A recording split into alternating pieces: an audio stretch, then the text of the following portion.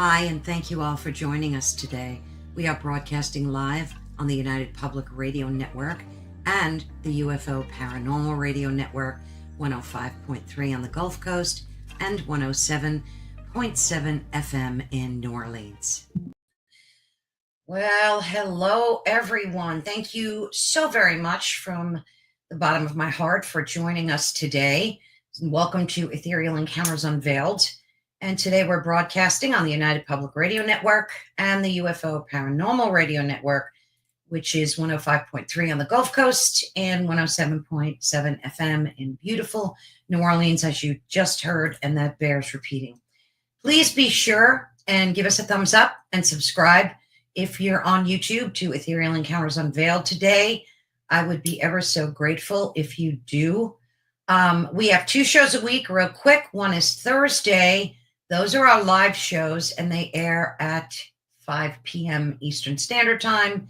And then Friday, we have pre-recordings for those folks that can't make the live. And of course, the ones with the busy schedules or they're overseas or whatever. And we, of course, accommodate their schedule by having the pre-recording air on Friday. And that's what you're watching today. And today, I'm super stoked to have Kerrilynn Shellhorn with us again. She was with us once before, some months ago, and I absolutely adore her. She is a globally recognized generational psychic medium who utilizes her intuitive abilities to help clients find healing and closure. She's deeply committed to supporting those who are grieving. Kerrilynn connects with the other side to provide valuable guidance for life direction and management. She's also passionate about helping individuals understand and cultivate their own intuitive skills, which I love. She's also determined to demonstrate that interactions with spirits are a natural part of our everyday experience. And there's so much more to Kerrilynn than her bio. That's why I always kind of keep it tight, because I really appreciate when they come on and kind of explain who they are and what they do themselves. So today, real quick, we're about to delve into a realm that for many of us remain unseen, unheard, and profoundly misunderstood. And that I believe to be true. We're not just discussing spirit guides and angelic connections, but we're going to explore the very fabric of their guidance, the whispers you hear from beyond, and even the ones you don't. The crucial, often overlooked power of protection in a brimming world of unseen forces. And Kerrilynn's work in this field is not merely insightful, but it's essential. So thank you, Kerrilynn. Let me pop you in here. I think I need to click this and that. Oh, wait, there's a better one. There we go. Oh, there we go. Hello. Hello. Thank you so much for joining us today. It's always a pleasure hanging out with you. Oh. And you, Kerrilynn, I don't know if people have told you, but I'm about to tell you, you have a great voice. Like, it's soothing. You have a great voice. Thank you. You made my day. Good. You did. You made my day. Yeah, it's great. You have a great voice for this. I love it. Oh, bless you and thank you. I mean, and you're beautiful too. But you know, sometimes people say that in the backhanded way, but I mean, you're beautiful inside and out, and your voice is perfect for this. I love it. God bless you. Thank you so much. That means so much to me. I'm always uncomfortable when people compliment me, but I thank you so much. You're welcome. You're welcome. It's brave to do this. It's brave to talk, and when we're doing a pre-record, you know, we forget that other people are going to watch eventually or listen, right? But we all get. I still get. Is that really what my voice sounds like? Is that really what it sounds like? And this is part of what we're talking about today, right? Is those voices and whispers, and what do we hear, and how do we acknowledge it? Absolutely. This topic to me is so dear to my heart, and I could pick no better person to talk about it than with you, and I fully mean that. What I'd like to do is for folks that maybe don't know who you are. I mean, there's so many millions of people that do, but let's just connect with the people that don't. And give us just a quick synopsis of your life, your work, and how you got started into this. I'm sure you've done it 1,000 times, but I think it's important. No. People need to know who you are. Thank you. And my experiences, I have had so many experiences. I try to choose differently because there's so many stories that I can share. And so we'll focus on, what our intention is for today. Yes. And we'll start with that. So I am a generational medium. So my background is, I've been doing this work full time for 18 years. I was a former hairstylist before this. Me too. Right. I love doing hair, the creative aspect of it. My sister-in-law, my son's a barber, like everybody's got great hair in our family. So we grew up beside my grandparents, and my grandparents, so it was my great grandfather that owned that farm. He was intuitive. He would read teacups. He would witch for wells for other farmers. He would do all of those sorts of things. We found newspaper articles about him giving a reading to the news reporter. And in that news clipping, he had told her that she was pregnant, and she didn't know that at the time, and found out, within a week later that she actually was pregnant. So it was super, super fun and interesting. I was not necessarily vocal about my experiences when I was younger. So when I stepped out of that closet, I had 4 children who were having the same sort of experiences as I did as a kid. So that's when I really stepped forward in taking accountability for my healing, personal healing and growth, and supporting my kids with their journey, providing that safe environment, right? And angels and spirit guides played a big part in what I was teaching my children through their experiences, so they could feel empowered in their space, because they were having experiences that were frightening to them as a little kid, and seeing spirits in their space and how we dealt with that. So I feel we don't even really need to understand all the different levels. I think people are scared to step into doing this because they may not know enough, or they don't know the right words to say, or they're frightened they're going to do something wrong. And it's really all about intention. Your intention matters, right? If you call on Archangel Michael and say, I need you now, that's all you need to say, right? We don't have to. I mean, afterwards, I always add in, and the thank you very much. I think that's important too. Oh, yes.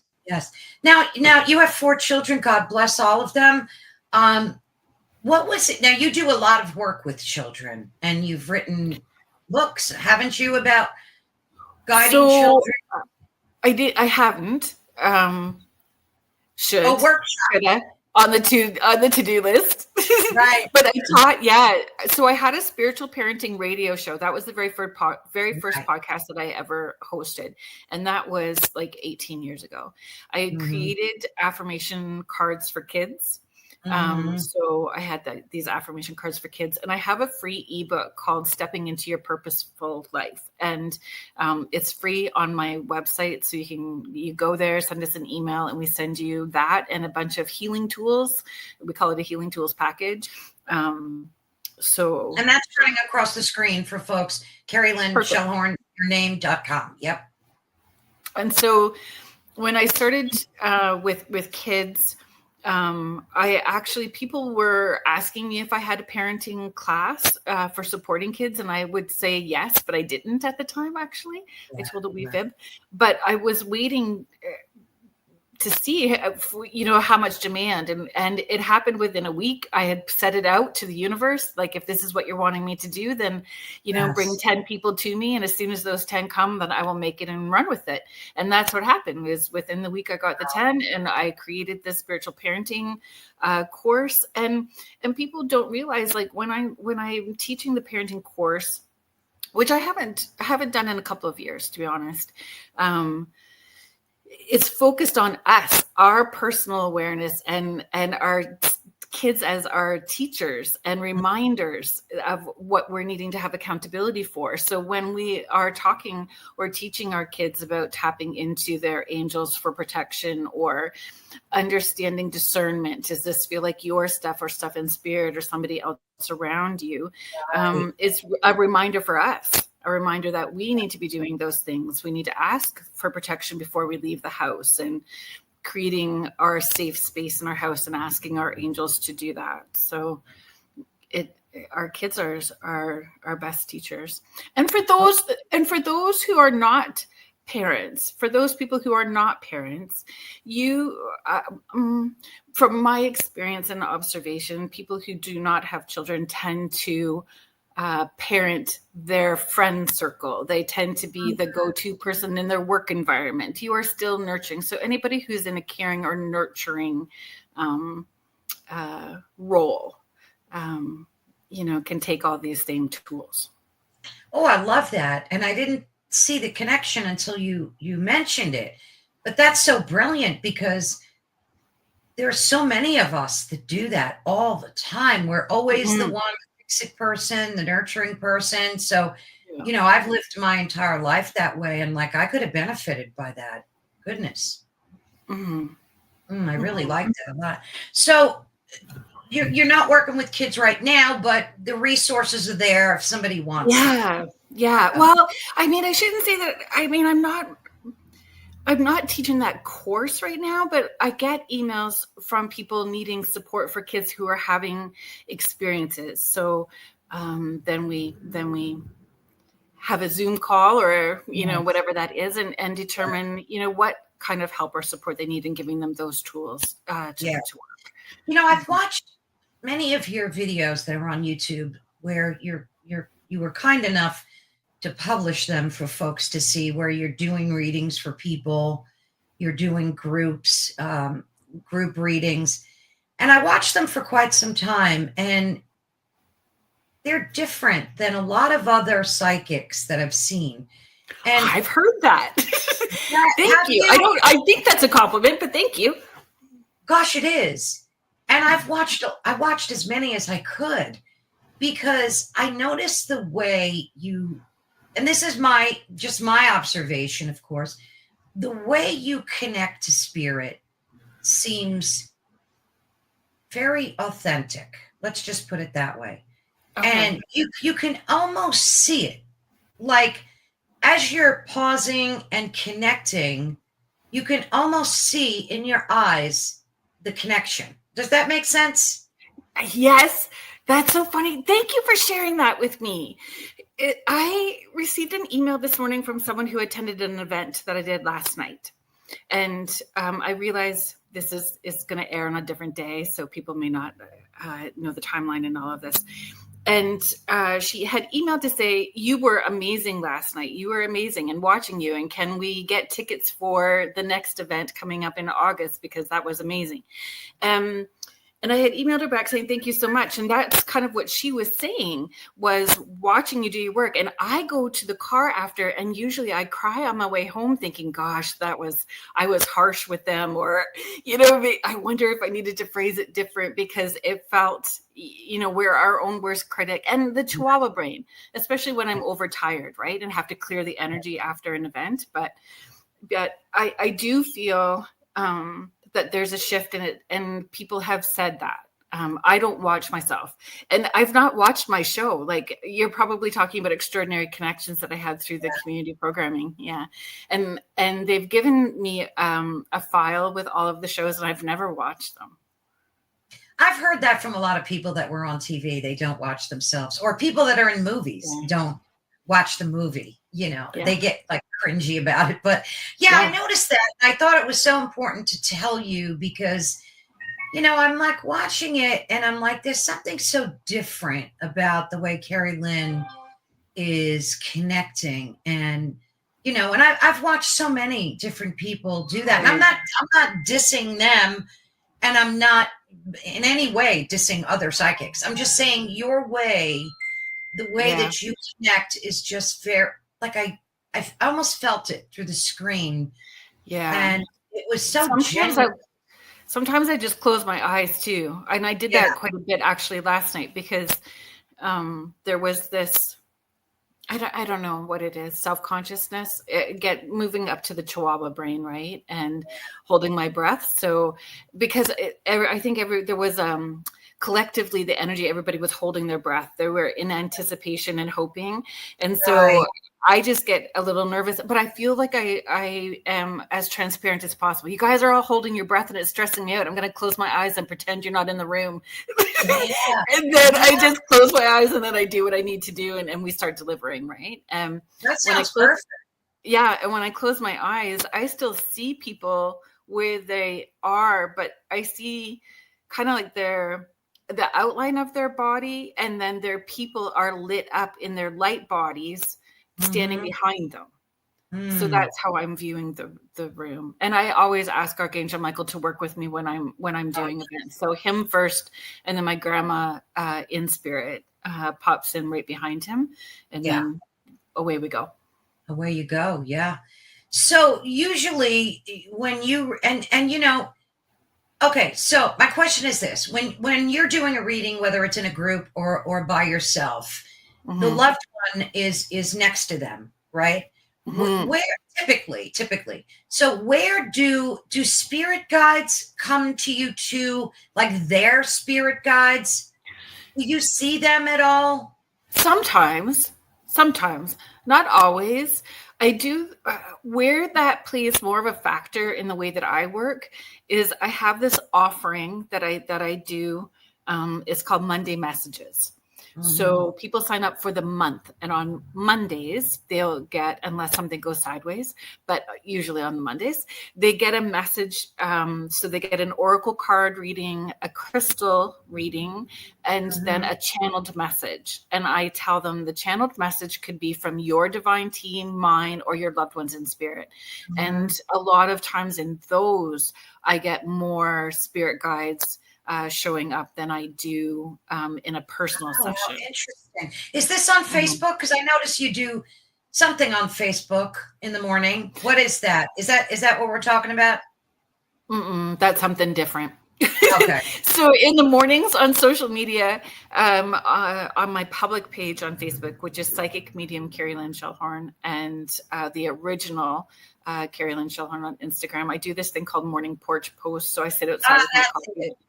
Yeah, I do a little, inspirational teaching, something, talking about events and stuff. So I have an intuitive mentoring group on Facebook as well too. So people that want to learn, and I post, it's all free, and I'll post intuitive development practices, different practices every day. I do energetic cord cutting and guided meditations, and all of that stuff is free. So as a perk for being part of that group, the Monday messages are offered there, but sometimes people purchase them and gift them out to people. So this is a Facebook group then, the one you're talking about, or is it? It's called Kerrilynn's Morning Porch. Yeah. Okay. See, I avoid, so it's funny. The only time I really use social media a lot is when I'm promoting content or something, because I found it to be not to get off topic, but I found it to be such a waste of time, and time is so valuable. Yeah. You can get into doom scrolling and not good. I don't get into doom scrolling, and I don't necessarily find it a waste of time, because I'm super grateful, because I know that social media has helped me connect with so many people, right? Absolutely. Where I have found it challenging is grifters. People pretending to me or creating the fake accounts. And 2 years ago, it was intense. Like it really put me right at the edge of an emotional, not good space, because it was relentless. When I figured out how to maneuver some of that and putting different safeguards and protections up. And it was a reminder as well, too, if we're coming back to topic today, in asking angels, my divine team, including angels, to protect, clear any energy that has globbed on, and to protect my name, my reputation, my integrity, my monies, my creative endeavors, my space online. And I can get so busy with daily life that I forget to make that a priority. And that was a very big reminder to do that. And I love that. I do. And I think social, it's funny, like at night when I go to bed, I'll take the time, an hour or two, to do the social media thing. And you're right. It's a blessing in so many ways. You connect with people that you wouldn't have connected. I mean, look at what we're doing here. Exactly. But I don't like, the obsession with it that some people have. That's where it's unhealthy. Yeah. Like, or an expectation. There's an expectation that you are available 24/7 with no breathing room for time off. And honestly, even the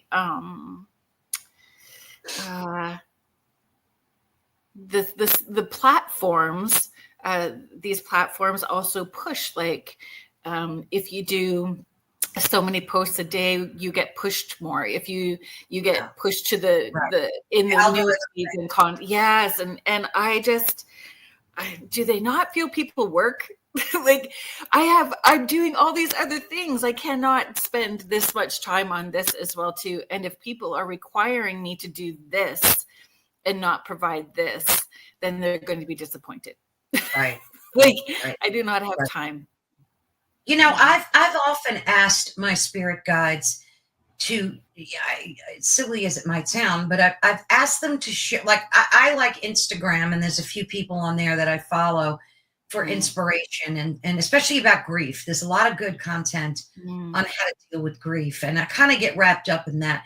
But I've often asked my spirit guides to help and direct me towards helpful content. And they have. That's beautiful. They've shown me things that leave me in tears, and that are good, though, good tears. So your spirit guides, I mean, and then on the flip side of it, I've heard people say that they're, and maybe you can help with this, that they can't connect to their spirit guides, or they feel like they don't know how to connect, or they're asking, praying, and crickets. What are they missing out? What's happening there? So there's layers to that. The response is, are we good? Oh, yeah, well, you were cutting in and out, but go ahead. You said there's layers to that. Oh, is that okay? Are we good now, though? It's so funny because on my end, okay. It's a layered answer to that question. So I have a practice. I don't remember if we shared it on the last time I was on or not, but I'll share it again for those that are new, that are following, and those that have heard this before. I appreciate the patience, and maybe it's a reminder to practice. Starting your day in the morning with gratitude. I am grateful that I woke up. Grateful that I'm going to connect with beautiful people today. Grateful that I'm going to have food to eat. Start with gratitude. It pushes you up into that higher frequency immediately. Putting your hand over your heart and taking a full breath in.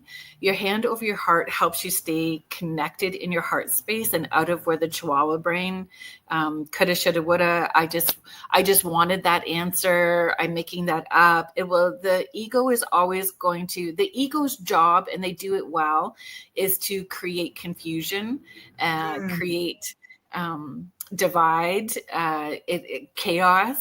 And so ego does their job well. In your heart space is your connection to source, your divine team, and your angels. So, and the voice of your higher self, and your voice of your higher self and your divine team can sometimes sound like your voice. And that's where people get mixed up, is they think it sounds like my voice, so it can't be my divine team. Right. Or an expectation of how that's going to come. Like, everybody gets dimes. How come I'm not getting dimes? Everybody sees cardinals. How come I'm not getting the cardinals? There's an expectation. Right. So with your hand over your heart, you're going to feel if you're breathing full, even one hand over heart and one hand over belly, and taking that deep breath in and asking your spirit, what does it need today? And you may not see, hear, or feel anything. But if you practice, you just trust that putting those words in motion will bring an answer to you, and just be open. Then you go about your day. Forget that you even ask the question and see how the day plays out. But if you, I pinky promise, if you did this 2 weeks, 3 weeks is even better. 3 weeks would be ideal. And I pinky promise that by the end of that time, the answer comes before you're done asking the question. So, and this helps you discern how you receive information. Do you see, hear, feel? Is it outside ear, inside ear? Do you just know? Some people get the plops of information. So sometimes it's just a knowing. And from that exercise, you can stretch that out and ask if your spirit guide can come in and connect your energy to theirs and theirs to yours. And you're going to feel a shift. If your hand is over your heart, you take that deep breath in and you are paused and in that non-thinking space, and ask them to pull in close. For some people, that's still difficult. They're holding their breath and waiting. But you can set your intention to connect with your angels or your spirit guides in a non-thinking moment. So before a party, you have everybody coming over for a family dinner on Sunday, before you go for a walk, before you go for a drive, before you fold laundry. Folding laundry is a really good one for me. I just get into that non-thinking space before you do something creative. So if you have something that you are worried about or wanting that divine guidance or just a sign, set that intention like you would in a meditation, but before you're doing something active that puts you into non-thinking mode. And that it'll just be like an aha that plops into your thoughts, or a knowing, or a word shows up. Be open to all the different ways that it can happen. I was thinking about someone and was really missing them, and just set it in motion, got in the car to drive. And as I was driving, this big transport truck drove by on the right-hand side of me. And my friend's name was in huge letters across the back of the doors. I was like, oh, thank you very much. Sometimes it is just the craziest things how it shows up. I love stuff like that. Me too. I have asked my spirit, what does it need today? It told me that I needed, I don't drink anymore. At the time I was drinking wine. So this would have been about 9 years ago, maybe 10 years ago. And so my spirit told me that I needed to go to a particular wine rack. We have wine shops in our grocery stores, right? So I went to this particular, and it was a particular one I was seeing in my head. I needed to go to this one. And when I went, this woman was very teary-eyed. You could tell that she had been crying. You can tell that she was kind of off kilter. And I said, how are you doing today? Don't mean to pry. Looks like, maybe you're having a hard day. Is there something that I could do in this moment to support you? Total stranger, just there to buy wine. But so she instantly started to cry, and she's like, my mom died 2 weeks ago, and it's my first day back since my mom died. And I said, well, funny enough, this is what my job is and what I do. And we're not going to do this now, but I will give you my card. And when you're ready, then you call me, and it'll be my gift to you. We can do this whenever you're ready. Right. So sometimes that urge that you get to go somewhere connects you to, or your earth angels, right? In that moment, I was an earth angel for her. So you may have an earth angel show up, and that is your divine team and your spirit guides. And, there's just so many different ways. I had a very open-minded skeptic, which are my favorites. Open-minded skeptic participate in an event. And I had told them that their father wanted to connect and was connecting, and they were not getting those signs and symbols and were very frustrated, right? And I said, ask for something specific. So she asked for somebody to give her something blue before the end of the week. And at her work, one of her patients gave her that something blue before the end of the week just to hang on to for them, right? And so yeah, sometimes you just have to ask for something weird for it to be out of the way, and then being gentle with yourself and giving yourself grace. Sometimes you put it out and you just are so desperate for the connection, and grief is so thick it creates a block. So putting yourself in a non-thinking moment is the best way. Laughter, finding a way to laugh will shift, and then you're breathing fully, and then something happens where a memory kicks in, or somebody sends you a message, hey, I came across this picture of your dad and thought maybe you'd want it, like just something weird will happen that will be that sign for you. And yeah, showing ourselves grace. And a lot of times in the not receiving is that it's just life, stress, grief. There's a block that's there, and I'm not trying to shame anybody. It's just an emotional space that you're in. So the subtle ways that they're trying to reach out, you're going to miss. Oh, that's such a good point. What you just did in the past few minutes is so brilliant that when I download this video, I'm going to cut this snippet out and play it every morning for myself, because I really am, because everything you just said is like the perfect way, I think, to connect with your spirit guides and your angels and yourself. So much of that is stuff that like I intend to do. And then, like you said, life gets in the way and you just can't get around. But I really think, if you take some time in the morning, like I always try to take, especially when I'm sitting drinking my coffee, I always try to meditate during that moment. But that's such a perfect time to just replay that, everything you said. And it becomes habit. Yes, and make it a habit. The other important part in that is we can get disconnected, right? So it's mind, body, spirit. So we can be very focused just in the physical things that we need to do and not think about the emotional, mental, or the spiritual aspects of us. We need to have that all in alignment. So that pausing, stopping, connecting in with your body. How is your body giving you those signs and symbols? And then I push that. My spirit says hand over heart. And how does this feel, so that you can tap into what your body is giving you, because you can use that little tool to play. Get a deck of angel cards, or print out a list of all the different angels, print out a list of all the different ascended masters, and then play with that, exercise. Could Archangel Metatron pull in close and connect their energy to mine and mine to theirs? And what does that feel like? And then, my ear just started ringing. That's interesting.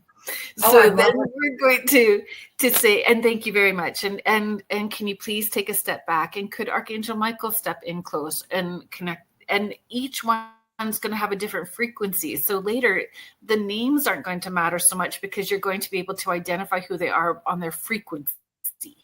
Gotcha. Because you're going to understand that. And each one will feel different, right?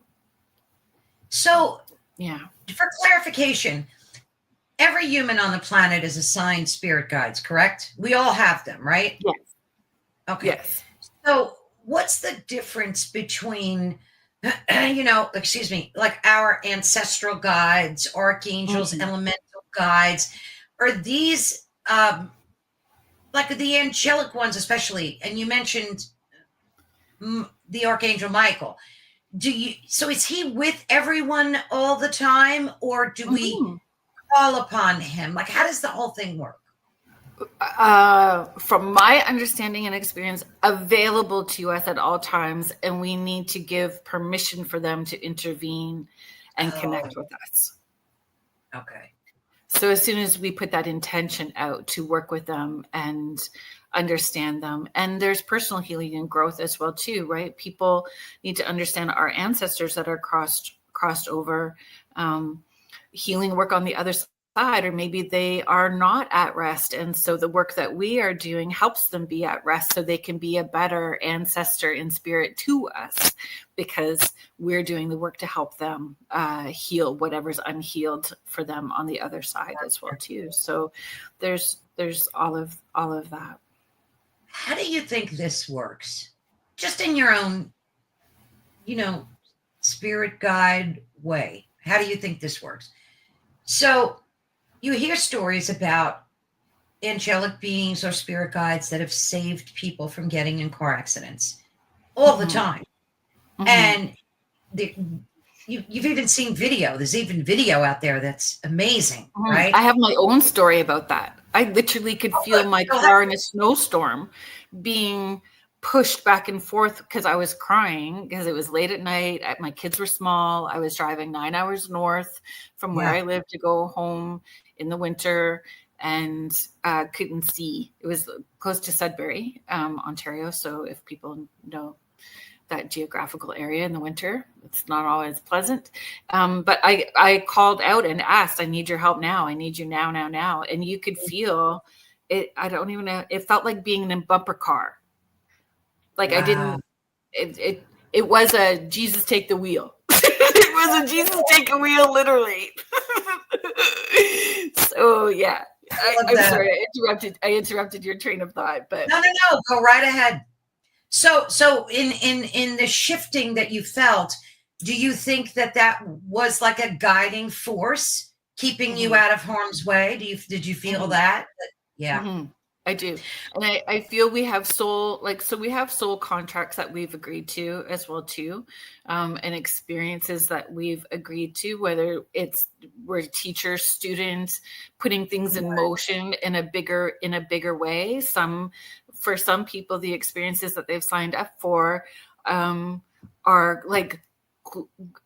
a global lesson. They push and inspire communities to get involved with an action to create change, or to come together to help. Right? Spirit has agreed to be a part of whatever that experience is, or that they're needing to leave to elevate the frequency within a space. So that's what I believe at this point. So say you're in a car and you're on an icy road, and you're praying for your spirit guide, your angelic entities to help you. And God help us, you get in a terrible crash and you're maimed for life. Do you think that that's not your spirit guide's not helping you? That's correct. Your soul contract. That's what you signed up for. Is that what you're saying? That correct. Bad things happen to good people. Correct. And yes. Yeah. I've talked about this with clients who have had that experience where they've lost their loved ones, in particular the children as well too. And so I don't know, sometimes it feels like shite things can also happen, right? So not always everything is that. At the same time though, almost every person that I've connected in that way has also become an inspiration to somebody else, a support system, a role, has taken on educating people about something. Like there's still this, whether they understand that they signed up for it, not signed up for it. I don't know. I don't want to. Yeah. I understand how it can be confusing, but right. It's so hard to make sense of such tragedies that we have to endure, children being born with cancer, all that stuff. It's so hard for us to connect the dots, especially when you're a religious person and you're also a spiritual person. And that was my next question to you. So someone like me, I'll use myself as an example. I believe Jesus is my Lord and Savior. Undoubtedly. But on the flip side of that coin, I'm deeply embedded in the spiritual realm. Deeply. I've been my whole life. And at one point, I just got the chills. That I think is the Holy Ghost for sure. Goosebumps. Goosebumps. At one point, goosebumps. Truth. Oh, truth bumps. I like that. I like that. At one point, I did, long story short, realize that you could still be both, and that it's not a sin one against the other.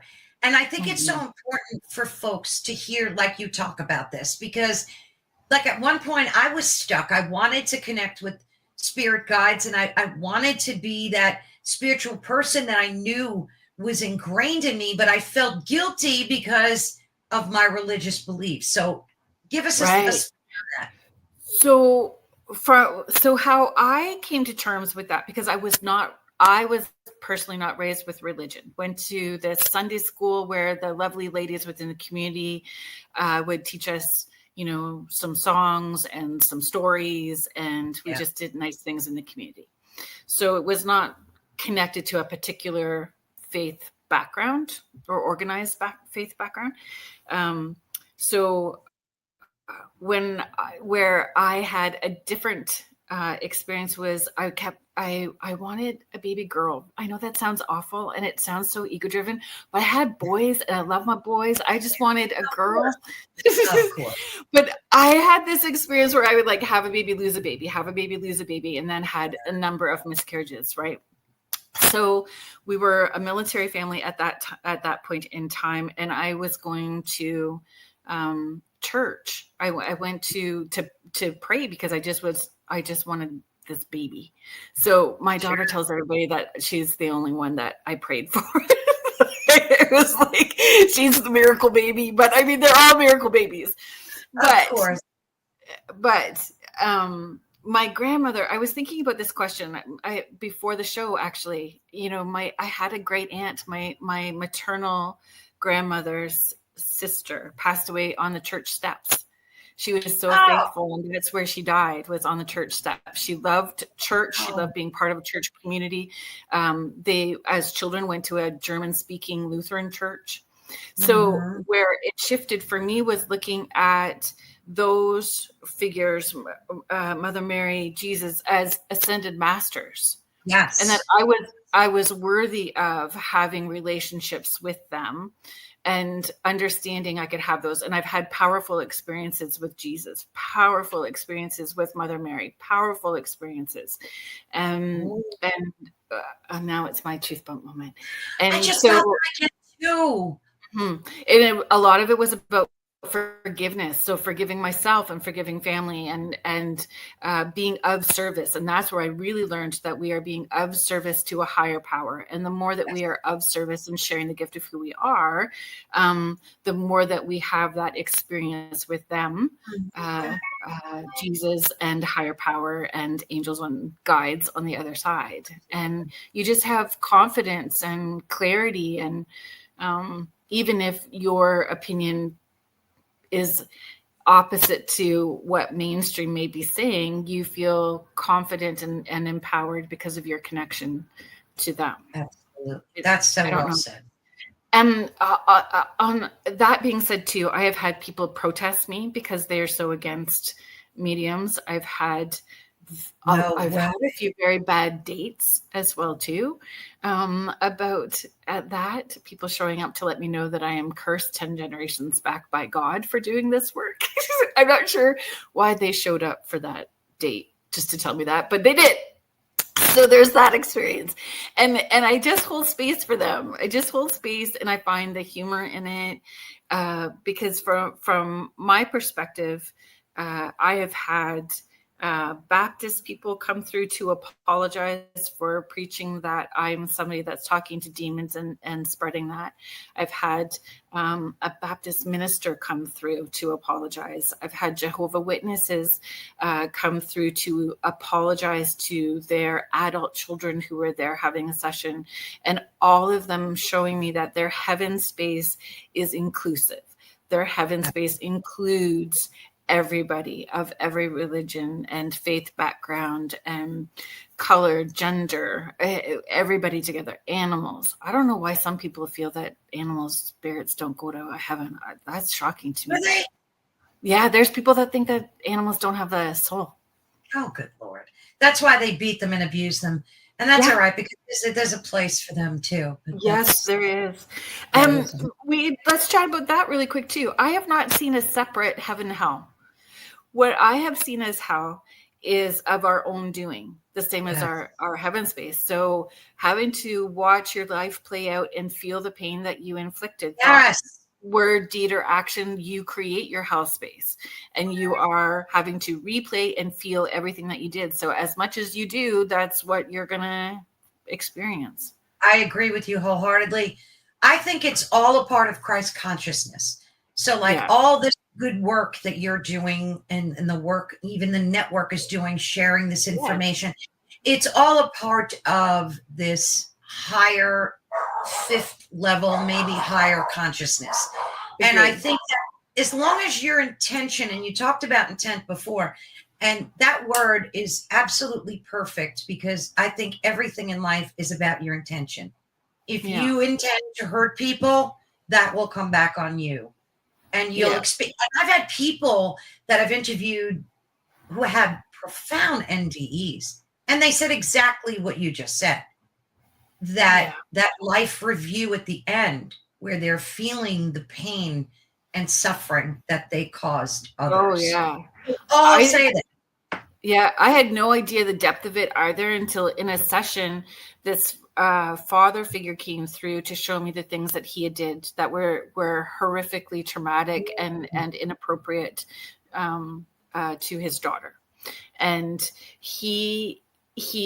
so I was seeing him, he was showing me his life review, and I was seeing it from, like, I was standing behind him, seeing his head and then seeing the movie.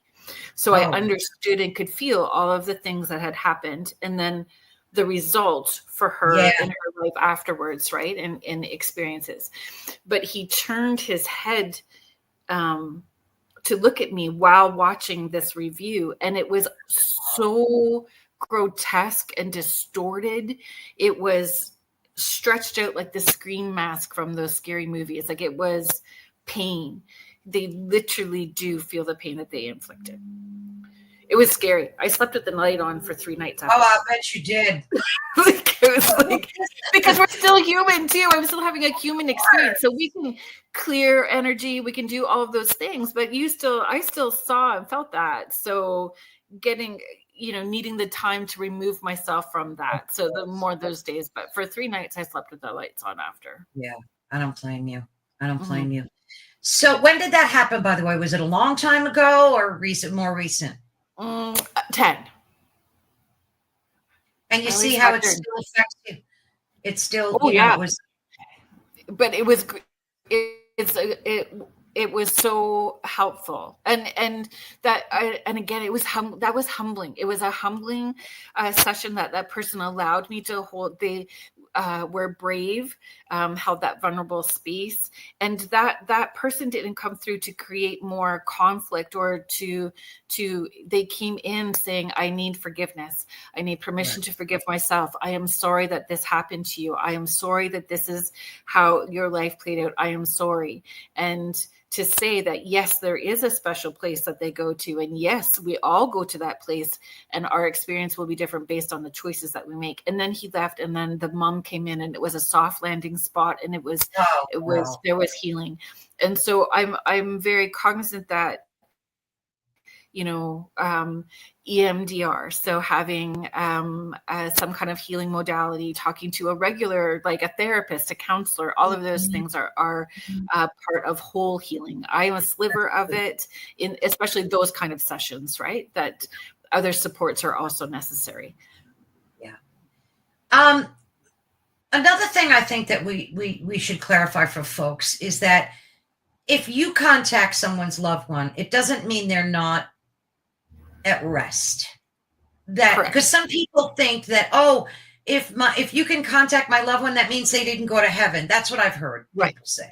So clarify. Yes, me too. That's not my experience. That is not my experience. For the amount of work I do, that means that there's a lot of unrest, if that's what we believe. And I don't. My belief is that our loved ones in spirit become like angels and are omnipotent too. They can connect in with us to help guide us. They can come into share a message or support us, and omnipotent, no different than angels. And when I work so doing this full time for 18 years, and the first few years I was doing 6 to 8 readings a day, 6 days a week for years and years and years. I was doing it. It was a lot. It was very unhealthy boundaries, but I was still working on my own healing, right? So understanding boundaries in a different place now.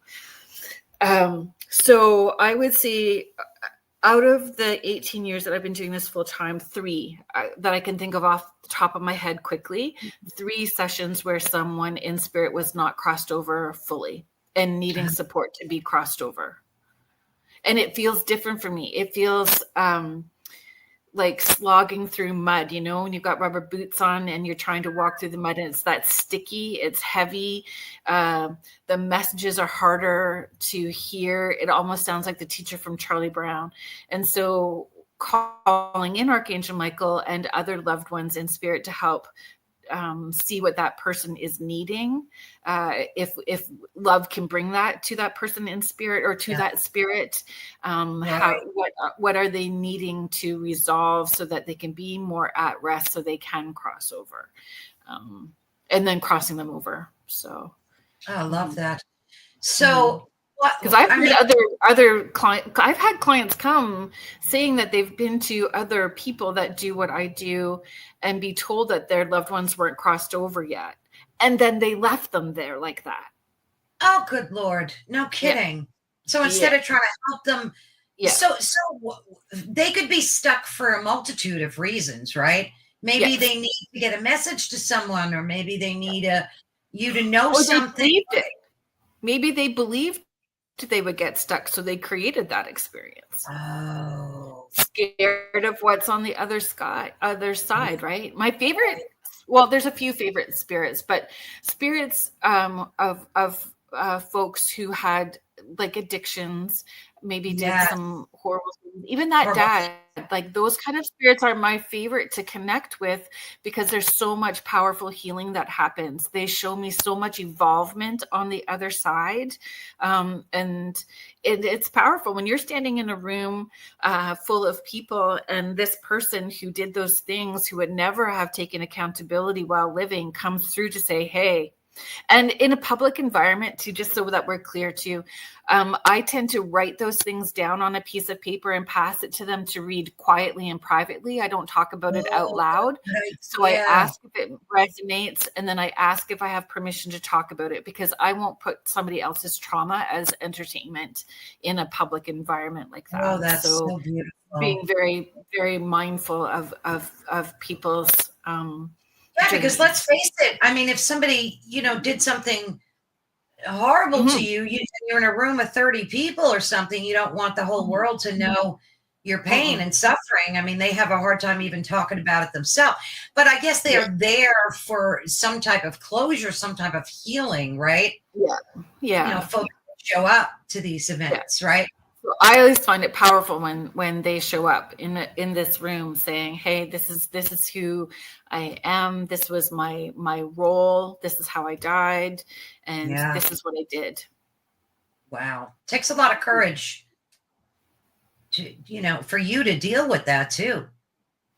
Because what if the person is not repentful? Have you ever run into that? So I'm harsh. I shouldn't laugh about it, but I'm harsh. If I have to feel how you died, I physically feel how people die. It's like wearing their meat suit. So if you're going to come in and I have to feel all of that, then you better pony up some stuff and be here for a good intention. And when we come back to intention again, my intention when I'm doing this work, and I say it at the beginning of every session, public or personal, that my intention is that it's in the highest good, greatest interest, and the most amount of healing for everyone involved, including those that are crossed. So if they are needing help or support who are crossed, then we make sure that we give it to them. Good. So you set those boundaries and intentions before. Yeah. That's beautiful. That's good. So what do you think are the most common ways that in your experience, of course, everything I'm talking to you about today, that our spirit guides, our angelic guides can and do communicate with us? Is it intuition, dreams, maybe signs, symbols, synchronicities, direct messages? Like what is it, all of the above, or Yes. what do you think it is?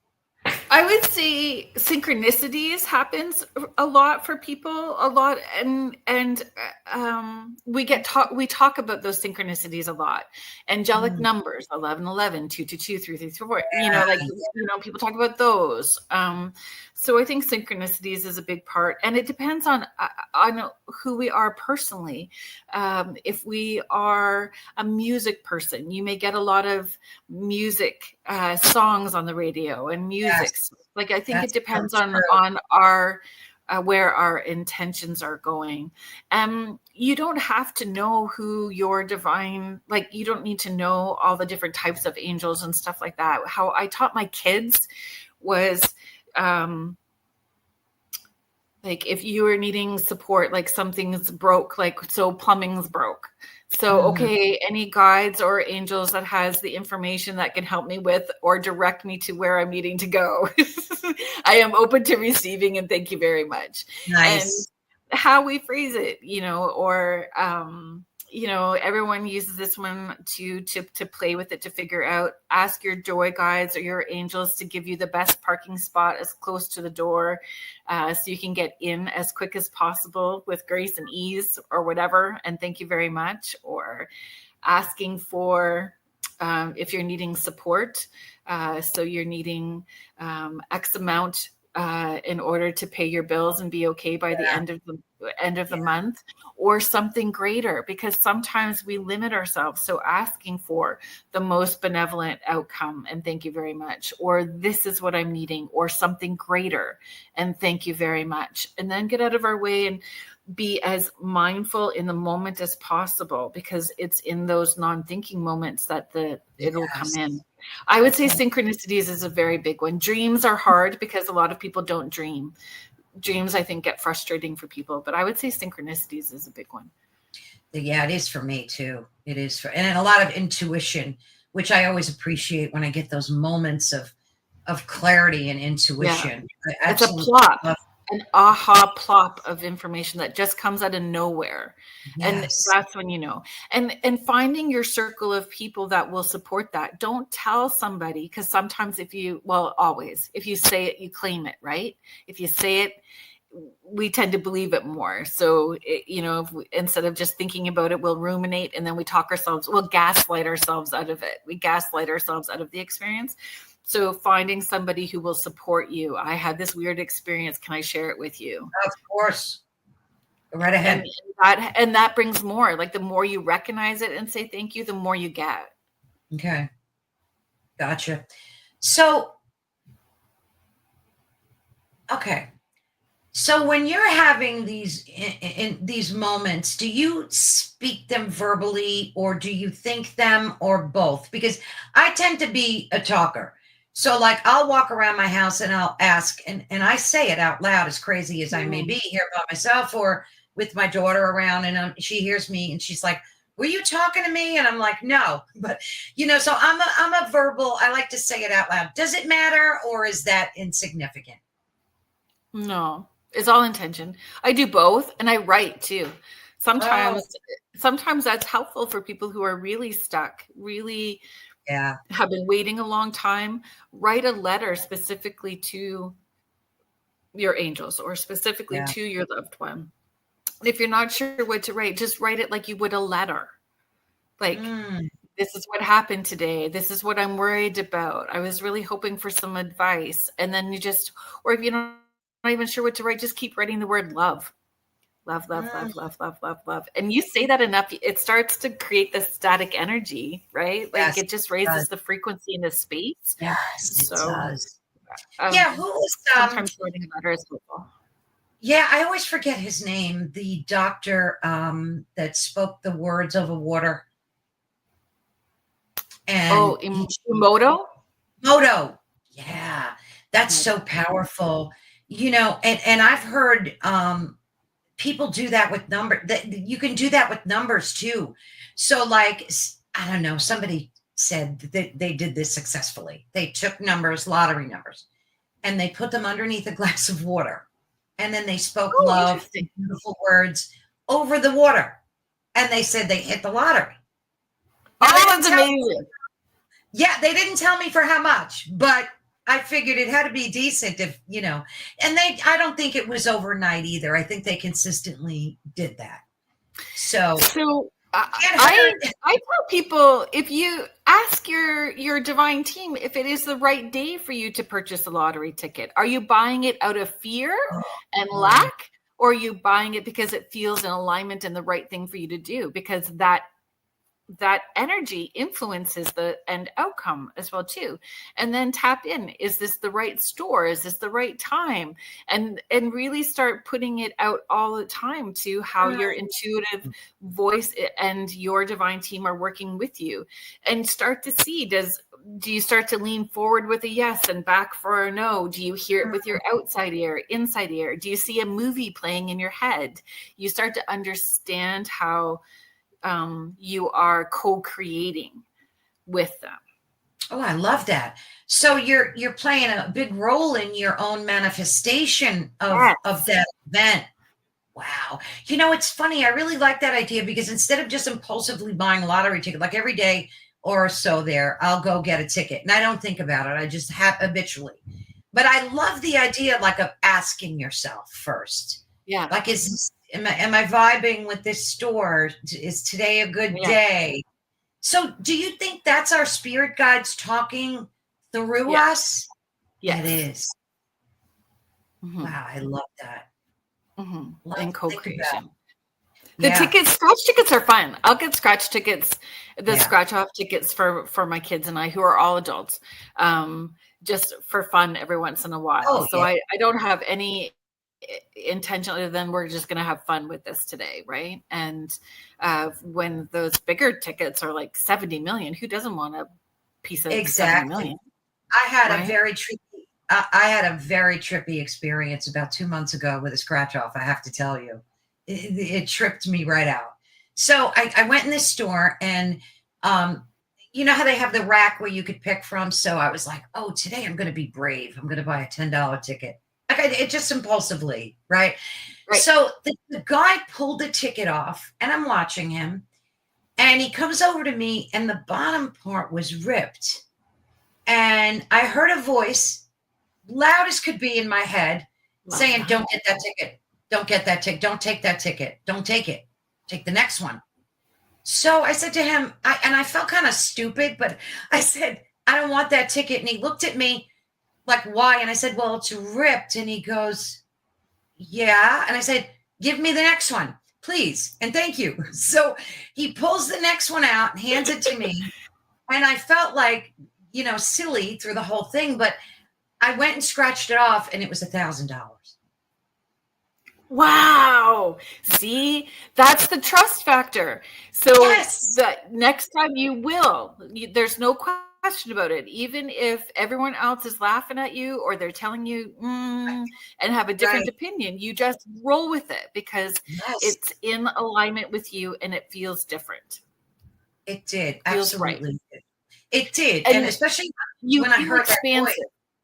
Yes. When it is in alignment, you feel light and expansive. Even if it's a hard decision, you will feel lighter having made the decision because it's in alignment with you.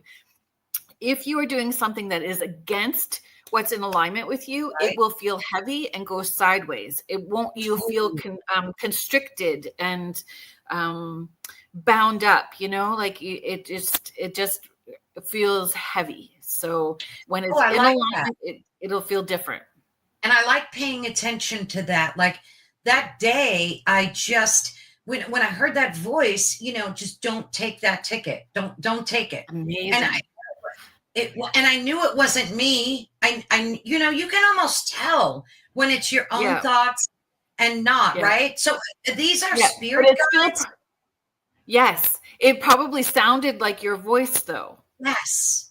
But it wasn't. Exactly. It's a frequency. That's why being in that pause to understand the difference in frequencies is so important. When it sounds like a different voice, then that's something else. And we need. Yeah. There's a whole other show. Yes, exactly. when you've done readings for people, have you run into a lot of times where you just couldn't connect? They just didn't want to come through. So you always make a connection. Yeah. Wow. Yeah. Oh yeah. I'm probably gonna shoot myself in the foot for sharing this, but I did a public event recently. And actually, yeah, so I can't believe it. Well, yeah, I've already stepped into it, so now I can't roll it back.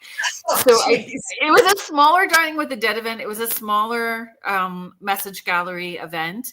And I set my timer on my phone and I asked Spirit, I said, I just want to prove to myself that I can do this. And so it was very small. There was 22 people there. And I stood at the end of each table and I asked Spirit if they would help me make sure that everybody got a message that night. So in a 2-hour event, 22 people got read. And I started at the end of one table and I just worked my way down in 1 hour. Then I stood at the other table and worked my way down. But I was and then I had a long drive home. I did it, but it took a lot out of me and it was a long drive home and I was knackered the next day. I was like not very good the next day. Yeah. So in a personal session, they always show up. At events, they always show up because they are eager to show you that they are there and want to support. For the ones that aren't loud at an event and don't get heard, it doesn't mean that they're not there. They are there. They just weren't loud enough. They were probably the ones that when they were living would go, no, you pay for your groceries ahead of me. You go ahead first. Yeah.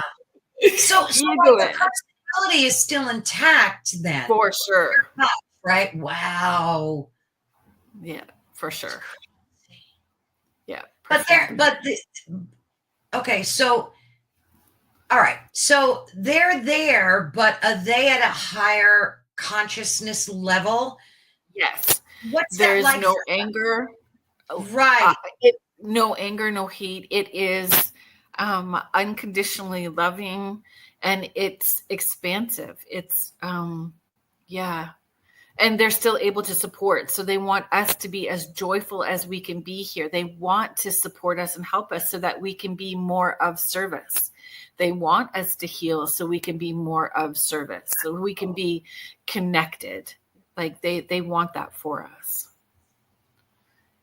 Oh, I love that. Yeah. So say you lose someone dear to you, your mother, your father, anybody. And you're asking your spirit guides every day for closure and to connect you to that person so that you know that they're okay and that they're with you, and you get crickets. Right. What can a person do? What can they talk to their spirit guides differently or ask differently, or what do you recommend? Stop asking. I honestly encourage you to stop asking for a while. Stop asking because the frustration is creating more of a block. And sometimes it's hanging on really tight and you're so hyper focused that you're missing the subtle ways. Like you're not relaxed. It's not fully engaged. It's so hyper aware that it's created its own block. So grief counseling, I encourage grief counseling in whatever way feels right for you. Grief counseling is super important.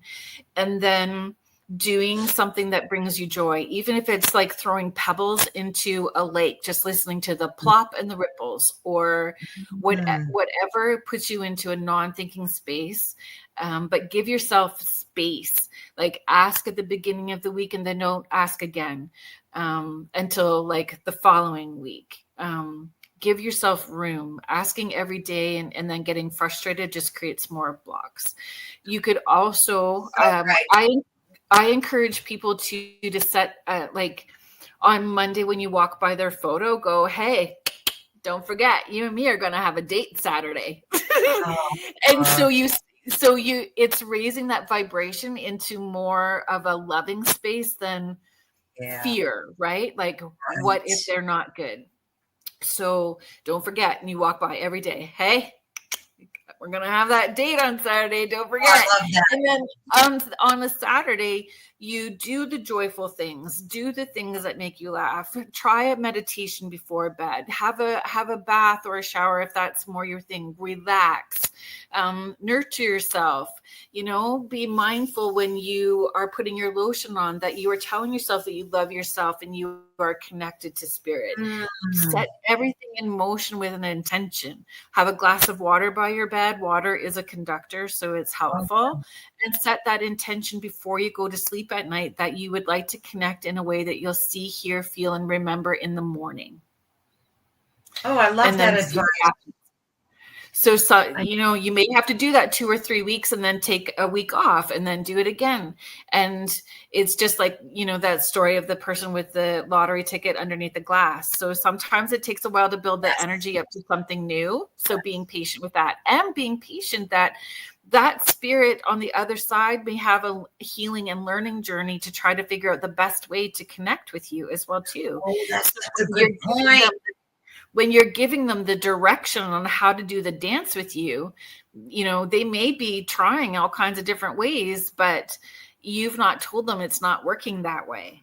So sometimes it's shifting it up to a different perspective. Hey, I am sure because you love me so much that you've been trying to reach out, but it's not working this way. So we need to try this. Oh, I love that too. You know what that reminds me of? That movie Ghost, where he was pushing the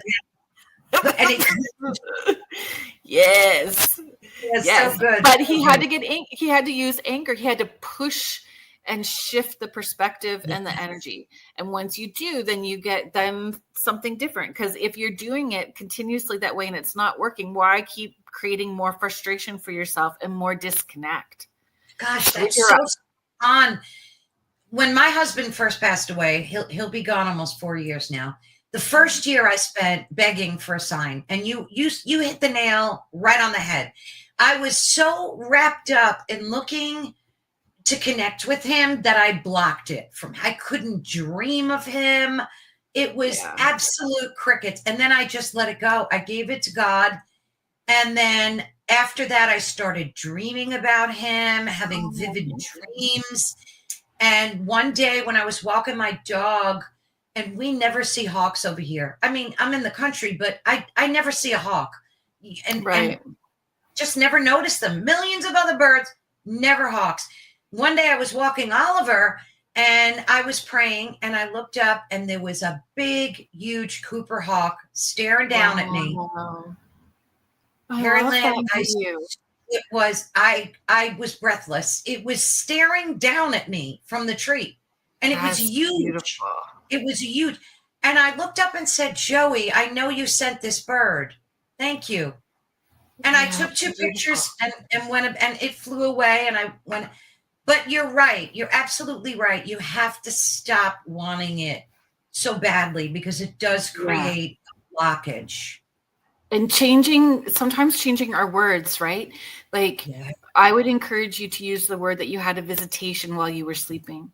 Because a visitation while you're sleeping, it's vividly clear. You remember every detail. If you wrote it out, stuck it in your drawer, 3 months later, write it out again and match it up and it's exactly the same. It's a visitation.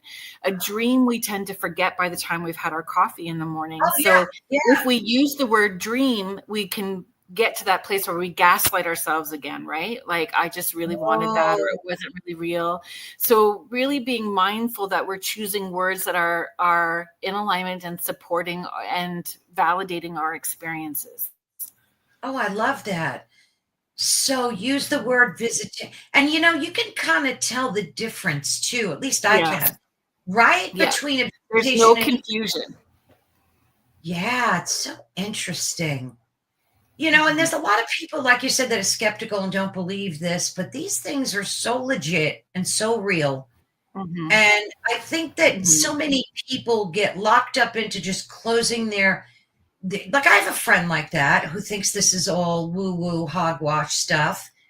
And I just don't talk to them about it because they're just, it's like a big no for them. And I respect them and their space, and I just don't talk about it. But it's sad in a way because they're losing out on connecting with their spirit guides and angelic beings. So and it's not scary. It's not like Michelle says, the manager of this network. And I always quote her too, because she comes out with so many brilliant things. She's fabulous in every way. She really is. She said, not everything is demonic. No. And it's not. No, it is not. Right. It is not. And if God is all loving, why would he disconnect us from our loved ones? Thank you.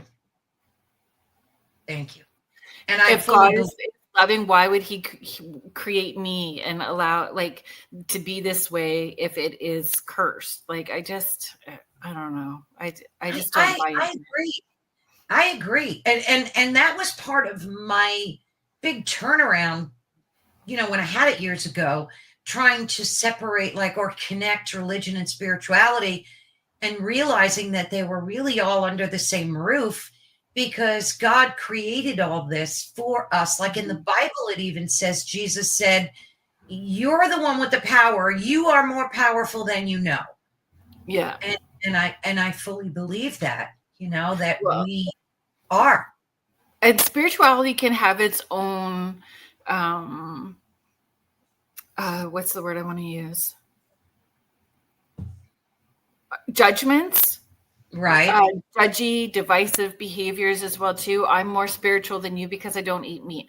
I'm more spiritual than you because I ride my bike to work and I don't take, transit. We can have that as well too. So it's really understanding who you are and what's in alignment with you, and just rolling with it. So that's such a great point. Mm-hmm. That's a great point. And there's a lot of people that practice witchcraft.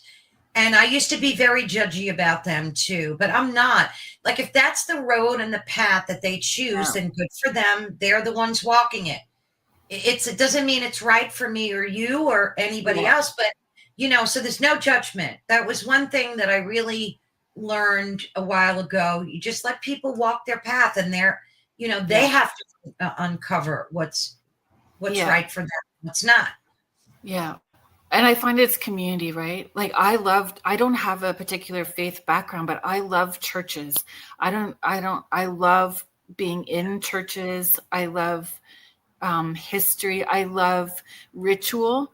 I love the rituals within church that they do, the sense of community.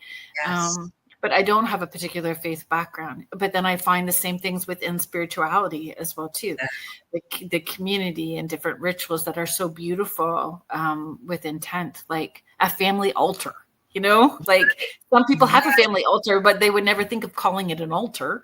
It's just their dresser with all of their tokens on it, in photos, but somebody else is going to call it an altar. So it's being open-minded that, it's the same thing, just formed in a different package. Absolutely. And then then you find some people that are so judgy, they'll condemn people that are witches and practice this, but yet they'll throw salt over their shoulder or they'll knock on wood.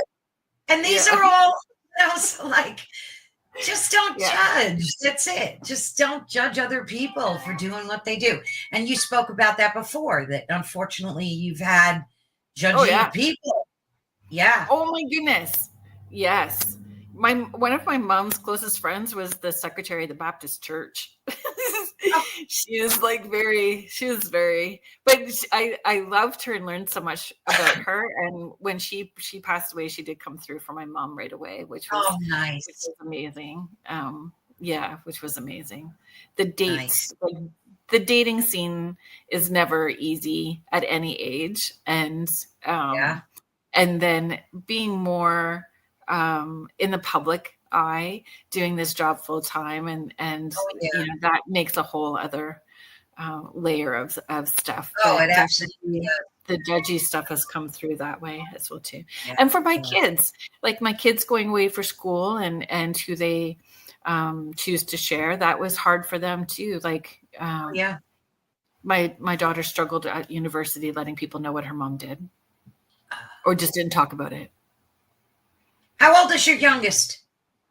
20. Oh, so they're all grown up. Okay. Yeah, they're all adults now. Yeah. My oldest just turned 32.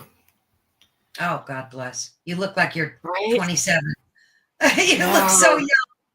no. And my baby, I have a granddaughter that's 5 too. She's super fun. Gosh. Mhm. Aren't I they adore great? her. Granddaughters. Oh yeah. I have one that's 8, and she is just a Mhm. blessing. Just a She blessing. calls, what do you get called? I get called Queenie. She calls me Queenie. Oh, I like that. Me too. It's just a whole lot of fun. Yeah.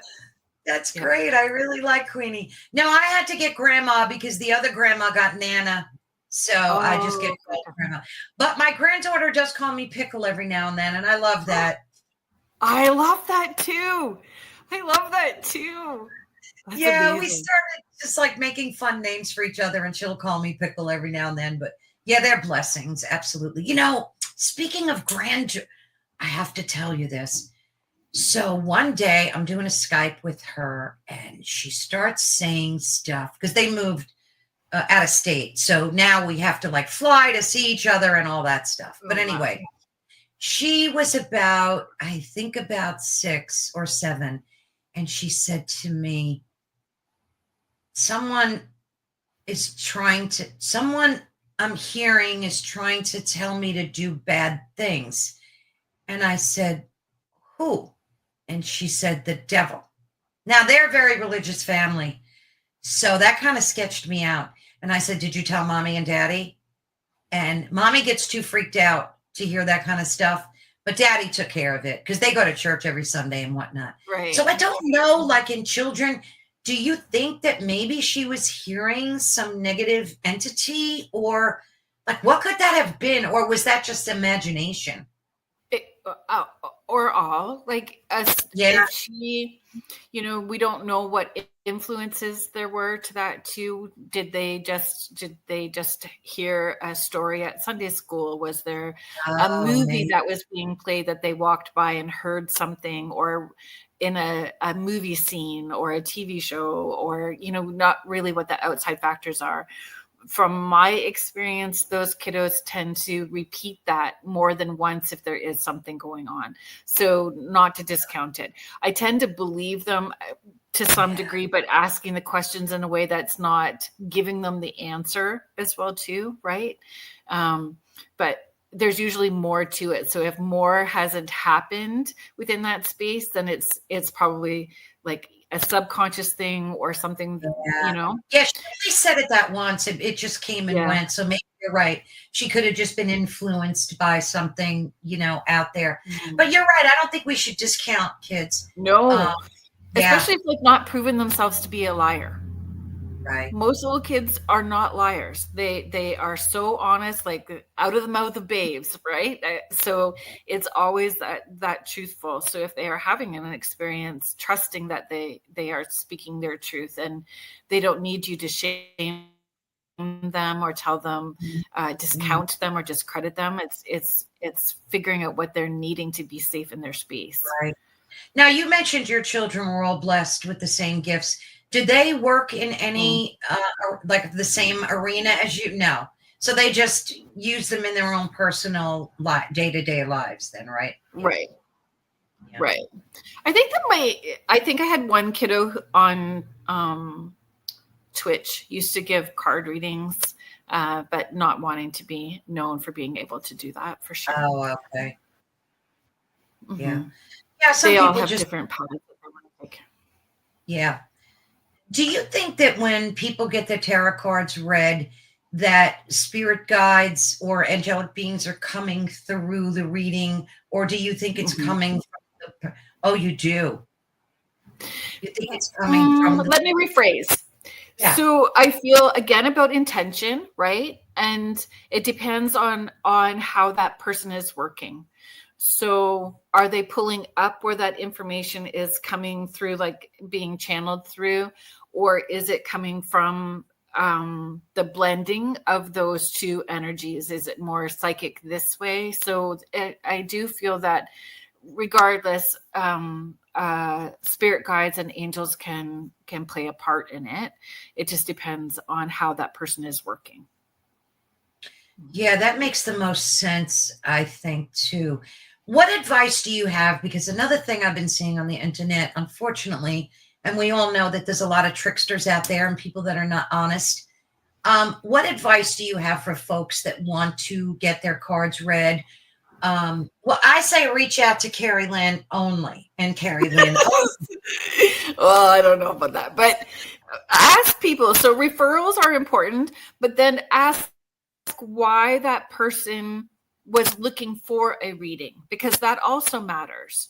Like, were they wanting advice for conscious awareness growth or for healing? Were they wanting to know specific information? You know, why did they want that session to begin with? So who they choose will also matter about what the intention is and what you're needing out of it. And then looking for those referrals and looking for somebody who is growing as well too. Someone who doesn't feel they are all that and then some, like knowing that people are taking a healing journey. They have accountability and integrity as well too. Yeah, I think that's so important because you go on social media and everybody knows how to read tarot cards all of a sudden. It's like inundated. Yeah. So and I would not say I'm a tarot reader for sure. I've used oracle cards, and where I learned that lesson, I had this beautiful medium named Diane Davis out of Brantford, Ontario.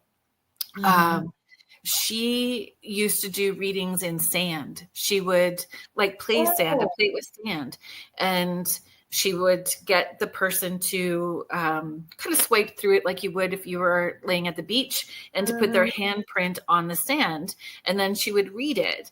And I was at an event many years ago, at least 13 years ago, with her, and I was watching her do it, and I went over and I asked her, would you teach me to do that? And she said, I don't need to teach you. She said, it's coming from source and spirit. She said, you and I are doing the same thing. She said, sometimes it's just a different tool to use. So she said, here, do this, read me. And so she put her handprint and she passed over the plate of sand, and she said, go ahead. I went, okay. And I was like, okay, the images and the words and how it worked was no different. So sometimes those tools, the tarot cards, are for the client as well too. And sometimes it just helps. Like sometimes I hold my breath, which will disconnect me.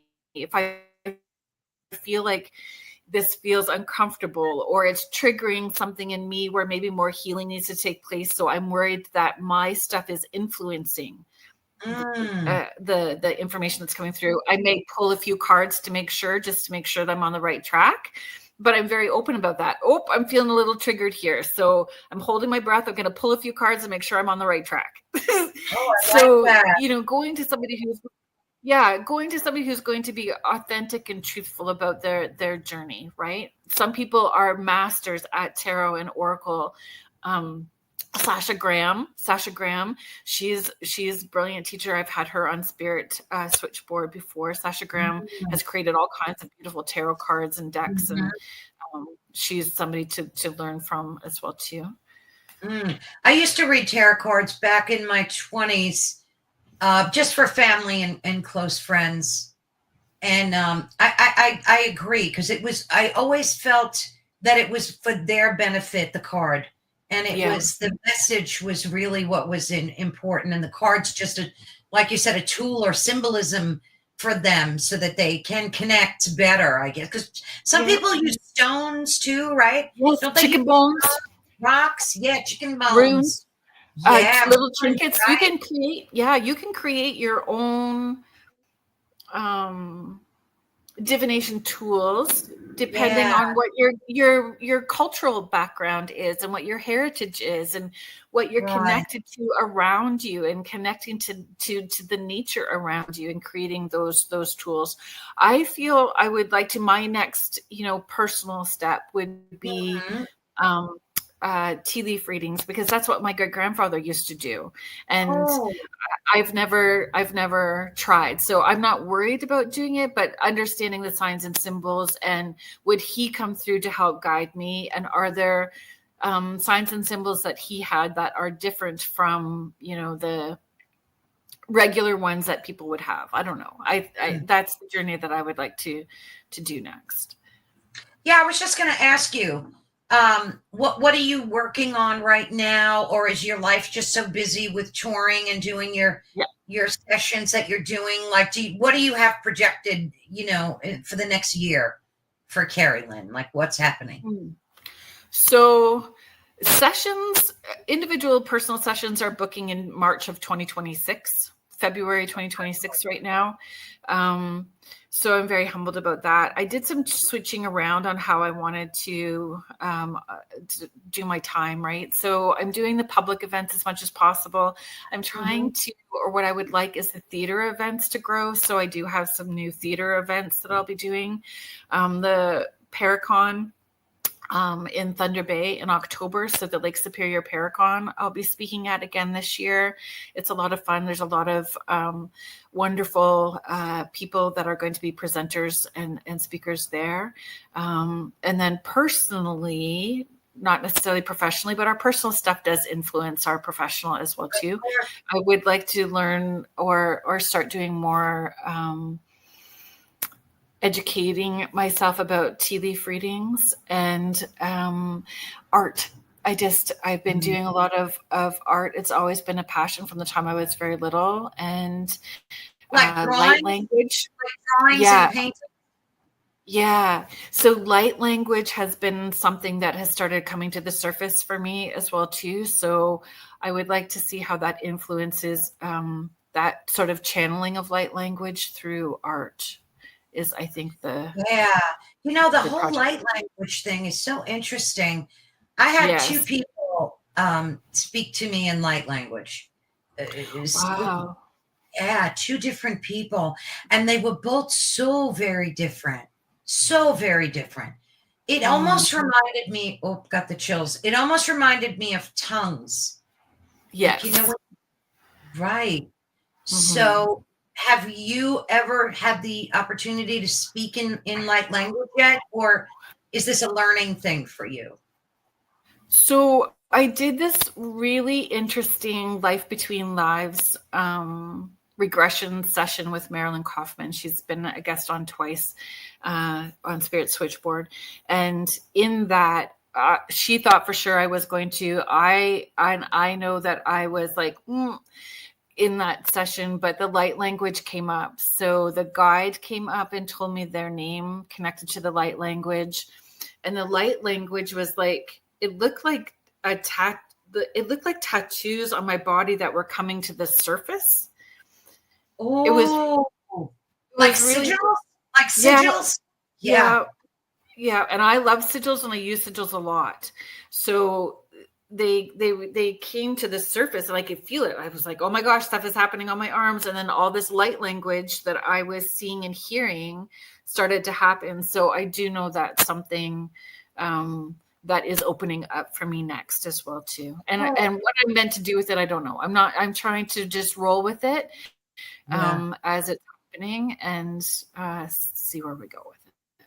Yeah, it almost seems like a new and emerging like protocol in high strangeness or something, when people are discovering it within themselves, and I just can't help but think it's like tongues.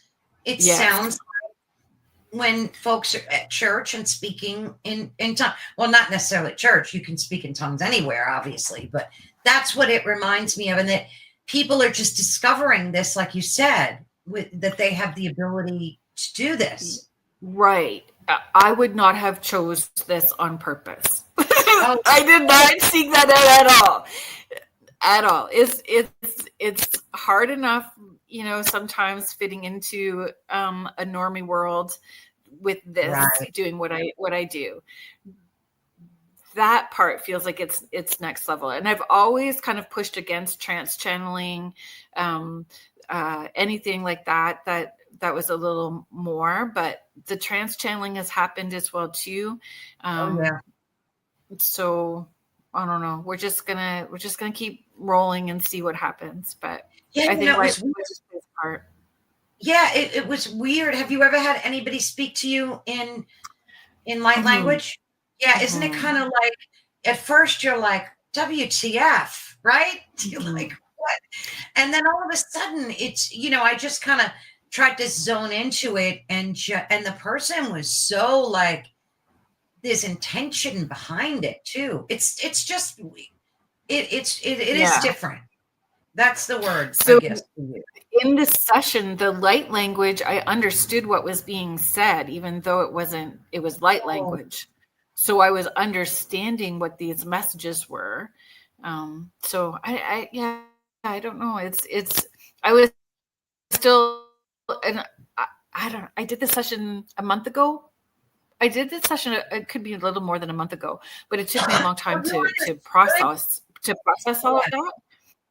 You understood what was being said to you. Mm-hmm. Yeah, it was a tribute. The whole experience was a lot. Experience was a lot. Actually, I just had Marilyn on last week to talk about my session. I told people that I was going to share my session with people. Mm-hmm. What day was that? I have to go watch that. Last Friday. So just passed. So I don't know whatever the date was on Friday. Because I try to watch. There's so many shows on our network, and I and it's so, I feel so bad when I can't watch them all, because I would love to watch them all. It's not possible. No, it's just not possible. I'm the same. I feel guilty about not having all the guests on or all the other hosts on, but you try to get everybody on as best you can. The network is huge. God bless them all. I love There's them something all. for everyone. Yes, there is something for everyone. Absolutely. And you need to like watch what resonates with you. You just watch what resonates. And at night, I take my tablet into bed, and that's when I do most of my catching up. Yeah, that's awesome. Yeah, I'm not a very good late night person. No, huh? I mean, for events, I stay up late if I'm working, but on a normal night when I've done sessions during the day, by 9:30 I'm toast. Yeah, well, that's understandable. I push it to like 11 o'clock, and after that I'm wiped. Oh. But in closing, do you have a message, anything else that you want to let folks know? Because again, what you said in the beginning, especially, which I'm going to clip it and snip it and watch it every day. I am going to try my best, because it was so beautifully said, Kerrilynn. So anything in closing that would help folks resonate more with their, or connect more with their spirit guides and angelic beings? Mm-hmm. Have a sense of play and a sense of wonder. Like, look at it like a little kid and have a sense of wonder. I wonder how they're going to connect with me today. I'm open to all of the ways that they're going to connect with me today, and have a sense of wonder about it. Try not to dictate it. Just be open to it, and then see how it unfolds. So that would be my advice. I love that. Approach it like a child. That's always the best way to go. Have a sense of wonder about it. And don't be afraid. Don't be afraid, because at one point I remember being a little nervous because I didn't want to attract anything that was negative. So like I was so focused on worrying about that it took the joy out of connect. You know what I'm saying? Yeah. So let's extend that a little bit more too, and knowing that you are worthy of being supported and loved by your divine team as well too. So you are not bothering, you cannot talk to them or ask them too much. So you can ask them, but let go of the let it have room to breathe, right? Like, just like making bread, it needs room to rise. Give it to them, and take your step back, right? Yeah, I love that. Thank you so much, Kerrilynn. It's always such a joy.